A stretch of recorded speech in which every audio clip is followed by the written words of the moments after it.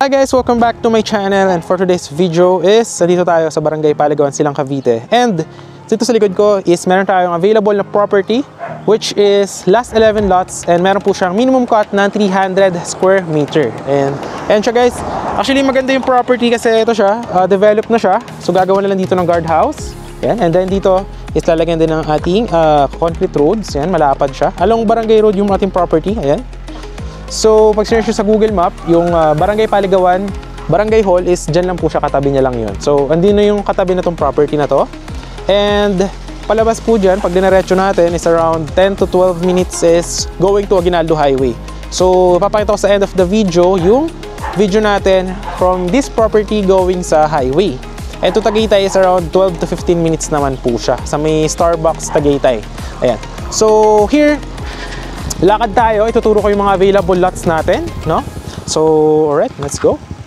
And kaya maganda rin yung place na to guys for retirement investment or for your rest house kasi malamig po yung weather dito. Ang above sea level po na itong Barangay Paligawan, Silang Cavite is around 480 meters above sea level, kaya malamig. Sa Tagaytay is around 550 meters above sea level. Yeah. So, panoorin nyo sa end of the video yung video natin from the property going to Aguinaldo Highway para makita nyo yung kanyang accessibility.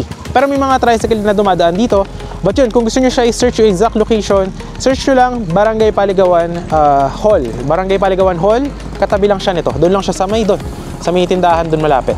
Alright, so tara, lakad tayo para turo ko sa inyo yung mga available lots natin. Alright, so ito yung concrete road with drainage yan, no? And this one guys is any house design po siya. And then, pwede kayo magpagawa sa contractor sa labas. So, perfect na perfect if you are looking for your dream house with you and your family. If you are an OFW or you are, alam mo yun, naghahanap ka ng retirement lot na malamig yung area. And sabi naglalakad tayo guys, ang maganda nito is paliparan muna natin siya ng aerial shot para makita nyo kung ano ba yung vibes or yung environment sa palibot na itong property natin. So, papakita natin yung ating drone shot. So, makikita nyo rito, in 3, 2, 1, ito po siya.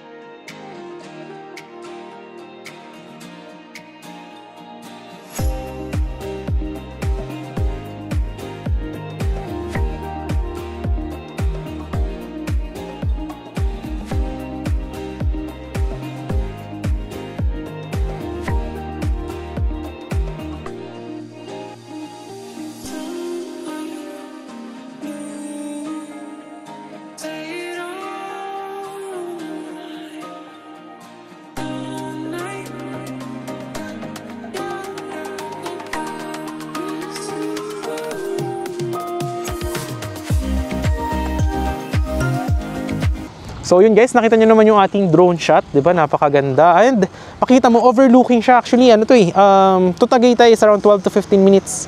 So, yung weather dito, same yung vibes. Ewan ko lang kung rinig tayo, pero mahangin kasi ngayon eh, no? Lalo guys, pag mga 6 PM above, is naghahamog din po dito. So, tara, ilakad ko kayo doon sa may available natin ng mga lots. Yan. So, yan, yung, di ba yun yung Barangay Road? So, andito yung mga available lots. Tara. Alright. So, meron tayo doon na dalawang lot, 300 square meter, no? So, lakaran siguro natin yon, pero unahin nyo muna natin yung mga nandito. So, tara, lakad tayo dito. And, ano ba yung sample pala ng ng itsura na itong project? Yung mga tapos na, tapos may mga nakatira na, and nagpagawa na sila ng any house design nila. So, papakita ko sa inyo yung drone shot nung property natin na tapos na.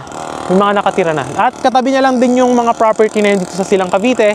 So I will show you yung mga project natin na yan. Here on 3, 2, 1, ito po yung mga finish natin ng mga project.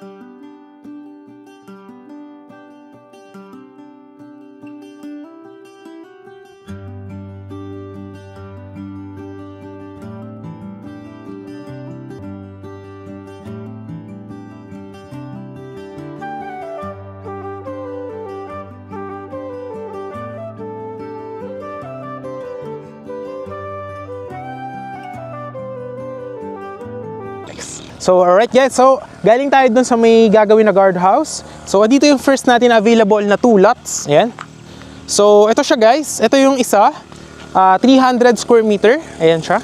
So, kapag tinurn over yan sa inyo is, i-clear out pa po yan.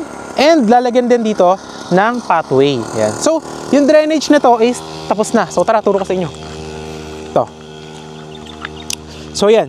So, lahat ng property natin here is meron siyang underwater drainage. Ayan, makikita nyo yan dito. So, may ensure natin na hindi po babahain yung area. And, sa taas po ng above sea level nitong property is, kahit pumunta po kayo dito sa may locals, hindi po nagbabaha dito sa may Silang Cavite, Barangay Paligawan. So, yeah, that's one thing. So, ayan, ito yung ating 300 square meter. So, malaki yan guys. Pwede natin ipa-request yung lot plan. Yan, yung lot dimensions of this one. Yan. So, ito yung 300 na isa. Then, 1 meter here. Yan. Dito gagawin yung pathway. Ayan. Then, there will also be lines for electricity and water. Yan, dito. And yung dulo, yan, may perimeter fence din siya for the security of our property. Ayan siya, yung perimeter fence. Ayan. And, one way in, one way out po. Alright. So, katabi niya, nung 300 square meter na yan, hanggang doon pa yan guys, so sa may dulo. Makita niyo yung perimeter fence. So, hanggang doon siya. Meron din siyang katabi pa dito na 300 square meter, which is here. Yan. So, ito siya. Yan. So, kapag nabili nyo siya, pwede nyo siya ipamuhon. Yan, papamuhon na siya. So, pwede nyo pa-clear out yan. So, ito yung isa pang 300 square meter. Yan. So, yan. Ito siya. Actually, maganda, no? Malapad siya. Malapad. Then, we also have here one lot. Turo ko sa inyo. Katabi naman siya nung ating gagawin na parks and playground and amenities. Tsaka yung multi-purpose hall. So, turo ko sa inyo yung 300 square meter na yan. Ayan guys, so yun yung mga drainage natin. Diba? Ganda. Ayan. So, ano pala dito guys, sa Barangay Paligawan, if you will search on Google, andito yung mga sikat na mga resort dito sa Silang. And marami ditong yung mga for Airbnb. Yan. Parang yung meron kasi dito ng mga resort na may mga swimming pool, may mga training center for mga seafarer, mga seaman. Tapos, meron din dito ng mga for Airbnb, tsaka sa Agoda, yung mga pwede ka mag-staycation. Kasi, yung weather dito is relaxing. Yeah. So, if you are looking for a property na, alam mo yun, you are from the city, example, you are from BGC Taguig, Manila, Pasig, Marikina. So, napaka-crowded. And you decided to invest on a property here. Alam nyo yun, you have your peace of mind since this is actually a pre-selling one. So, affordable po yung price natin. And, yung ating titling is, aasikasuhin din po siya lahat doon nasa may pangalan nung buyer. Ayan. So, aasikasuhin din po siya. So, ito po, yung ating isa pang 300 square meter. Okay. So, ito po siya. Alright. So, it's around here. Ayan. So, it's around here. Alright. Hanggang dyan sa may dulo. Alright. I-clear out yan lahat. Up to this one. Up to here. Alright. So, hanggang dito guys. Ayan o, hanggang dito sa may stick. May stick dito na pula. So, hanggang dito siya. Ayan. So, yeah. Actually, malaki yung frontage niya. Then, diretso pa yan dyan. And then, i-clear out pa yan. Dito, guys, yan. Ito yung stick from there. Tapos, i-clear din siya. And then, i-level pa po yung lupa dito. And, ang good thing here is katabi nyo po yung gagawin na amenities, which is yung parks and playground. We have multi-purpose hall. Yan. So, example, sa future, you have your debut. Meron kayong, may event, is pwede kayo sa multi-purpose hall magganap ng mga event nyo. Mga debut, ganyan, birthday, or what. Yan. Yan yung kagandahan, guys. Kasi, yun, pwede kayong, sa future, may mga event. Then, meron pa yan dito na 1 meter pathway. Ayan. So, lalagyan pa yan ng pathway. And, ang kagandahan yan, guys, diba yan yung gagawin na parks and playground, amenities. So, dito, from this one, yan, kapag lalagyan dyan ng muhon, up to this one, up to here. Up to here. Yan. Tapos, diretso yan guys. Hanggang dyan sa may dulo. Label din yan. So, yan. Diretso. So, hanggang dito yan sa may dulo. Yan. So, lalagyan pa yan ng perimeter fence dyan sa dulo. Doon o. Yan. Perimeter fence dyan sa may dulo. Malayo pa guys. Kaso medyo madamo. So, around here. Alam mo dyan. So, 300 square meter siya. Yan. And katabi niya, yung parks and playground. Then, meron pa dito isa pa. Yan. And, i-level pa yan guys, yung ating lupa dito. Yan. Alright. Then, we also have here available lot. Andito guys, 300 square meter din. Turo ko sa inyo. So, diba ito yung concrete road natin. Dito yung corner lot. So, andito siya sa gitna. Pahaba. Pahaba siya guys. So, tara. Alright. So, it's here. Yan. Dito. So, ito pala guys is a maintenance pa yan kasi lalagyan pa yan ng yung ating sidewalk. Yan. So, ito siya. So, 300 square meter dito. And ang maganda dito sa property dito sa 300 na to, concrete road here. Sa kabila is concrete road siya. So, tagusan siya. Ayan. So, from there up to here. Ayan. So, hanggang dito. So, mga 10 meters yung frontage niya by 30. Ayan. So, hanggang dito. Mga dito. Ayan. Around here. Ayan. Tapos, pahaba siya. Hanggang doon sa dulo. Alright? So, yan yung available natin. Then, ituro ko naman kayo doon sa may kabila. Alam niyo maganda dito sa future, pagka may house na kayo dito, tapos, alam mo yun, you are relaxing here, is pwede mo siya ipa-Airbnb sa future, no? Bawa, nilagyan mo siya ng house mo, kahit small lang, any house design naman siya, lagyan mo siya ng pool, pwede mo siya pa-Airbnb sa future, diba? Kung hindi ka naman lagi napunta dito sa location. Ano ang maganda kasi dito, you have LTE signal, tapos, malapit din siya sa Tagaytay, sa mall, sa Hacienda Mall, malapit lang din, mga 15 minutes. Tapos going to Expressway, to Calax is very near lang din. So around, siguro going to Calax, let's say mga 20 minutes. You're on Calax to SLEX to Manila, Skyway. So very accessible. So sa dulo niyan guys, yun o, yung kini-clear na yan, doon gagawin yung perimeter. May available tayo dito na 300 square meter. So, it's around here. Yeah, dito. Yan. So, dito siya guys. Yan. Ito. Yan siya. So, ito yung ating sa pang 300 square meter. So, yung dulo niya, yan, yung clear na yan. So, dyan lang kayo. Lalakaran ko nila para relax lang kayo dyan. So, hanggang dito yan sa dulo guys.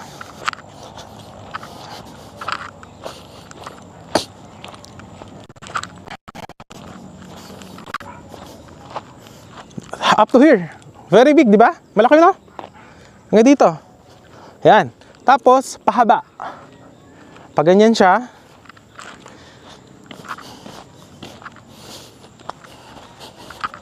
Yan. So, around here. Tapos, diretso. So, malaki siya guys, no? Yan, no? Tapos, ang lupa dito sa silang guys, mataba. So, kung plantito o plantita ka, is perfect na perfect sa'yo. Kasi, pwede ka magtanim dito, no? Tapos lagyan mo maliit na house. Relax talaga. Perfect siya pang retirement with the good weather vibes and very accessible. Yan. Tapos, so yan yung isa pang 300 square meter na. Kaya pawisan na tayo. Maganda rin tong, actually alam mo maganda dito, kung you are magre-retire ka, tapos you have your property here, pwede ka dito sa umaga or hapon, dito ka mag-jogging ka dito sa property kasi magkakaroon din siya ng guardhouse, so secured yung place. You know, jogging ka dyan, ikot-ikot ka dyan, no? So parang healthy life ka talaga. Tsaka malapit lang to sa ano, tawag nito, sa mga bilihan ng mga isda, chicken, ano ba mga kailangan natin, tubig, gas, gasol, yan. So yung isa pa nating available, ito maganda kasi end lot siya. Ano meaning ng end lot? Ikaw yung nasa dulo. Actually, may available. Guys, so ito yung isa pang corner lot. To. Malaki, no? Tapos ang lupa, tinan nyo naman, ang taba. No? So yan, paikot yan dyan. 300 square meter corner lot. Yan. Gusto, napakaganda guys. Ito yung isa pang 300 square meter natin. Ito siya. Ayan.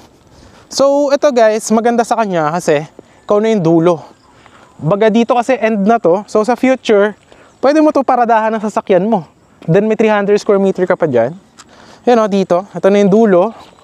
So, dito kasi gagawan niya ng perimeter fence. Ayan. So, dito pwedeng, kasi pag dulo ka na, is meron pa yung allowance na lot. Then, ito, yan, pwede mo siya tanim-taniman dito. So, actually maganda. And then yun dyan is ili-level pa, ayusin pa po yan. And then lalagyan din ng perimeter fence dun sa likod. So actually very good siya.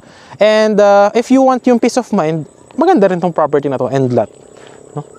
Tapos yung sa baba niya, kung makikita nyo, medyo siya pababa, pero aayusin pa po yan. Lalagyan niya ng riprap for the safety ng ating property. Ayan, so okay. So ayan yung end lot ha. Ayan ha. So dulo yan. So maganda din, no? Alright. So pasyal ko pa kayo sa iba naman natin ng mga lot. 100 square meter. So nakita nyo sa may dulo, may perimeter fence yan. Right. So maganda dito, ito ang lapit lang sa guardhouse. Ayun na yung barangay road, di ba? So mamaya lalakaran natin siya. So ito, 300 square meter. So ano siya? Around, yan. So ganyan siya. Dito magsisimula yan. 1 meter, then diretso doon, then pahaba. So malaki siya actually, no? So yan, tara, no? Yan, hanggang dito yan guys. Hanggang actually, ang taba ng lupa dito guys, makita nyo, ang daming mga saging. So, ewan ko kung ano mga paborito nyong halaman. Pwede kayo magtanim dito, no? Malamig kasi. So, hanggang dito yan guys, oh. Yan, hanggang here. Yan, diretso dyan. So, ito siya. 300 square meter. So, actually, maganda, no? Kung ako lang, meron ako naisip actually na house on my mind. Maliit lang naman, hindi naman ganun kalakihan. Parang ano siya, rest house, no? So, kasi dito maganda is pwede kayo magpagawa sa contractor sa labas. No? So then, doon na lang tayo, pasyala lang natin. Last 2 lots na lang. Ito na lang. Para. So ito, 300 square meter.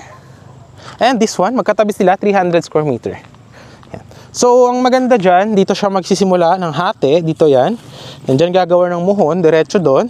Then naka-perimeter fence. Ayan, makita nyo naman. Ay, yung isang 300 square meter is nandyan sa kabila. But for me, I think mas maganda yung isa dito. Ito for me lang ito. So ito siya, hanggang dito yan, hanggang dito. Around here. Yan. Diretso dyan. Yan hanggang dito. Tapos diretso pa ganun. So sa future, pwede ka rin dito maglagay ng parang pang Airbnb mo na parang may pool, ganyan. Then malapit sa Tagaytay. So, actually, approved na approved. And, from this one, balik na tayo sa guardhouse. So, tara. Balik tayo sa guardhouse. Kita nyo naman yung vibes ng, natin, ng property, di ba? Napakaganda. Lamig. Alright. So, yun na. Dito na tayo sa may entrance ulit. Alright. So, balik na lang tayo dito para makita nyo yung nilakaran natin. So, yun yung mga available natin na lots. Right.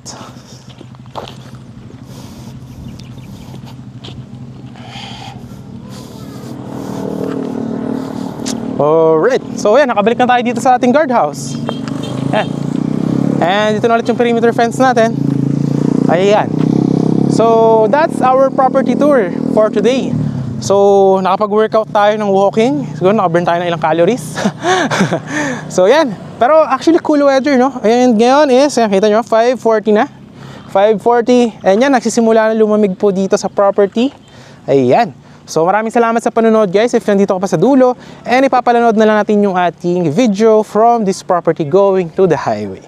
So yun guys, maraming salamat sa panonood. And if you are interested with this one, nandiyan na yung Viber and WhatsApp ko sa may ating gilid. Ayan, message mo lang ako. So limited lots na lang po siya. And yun. Maraming salamat. And if you are abroad, yan, so I hope you are having a great time. Siguro, pauwi ka na rin dito. And you are interested here. So message mo lang ako if you are interested. So yun guys, maraming salamat sa panonood. So isa-swipe ko na to and I will pop up the video of this one to the highway. Babush!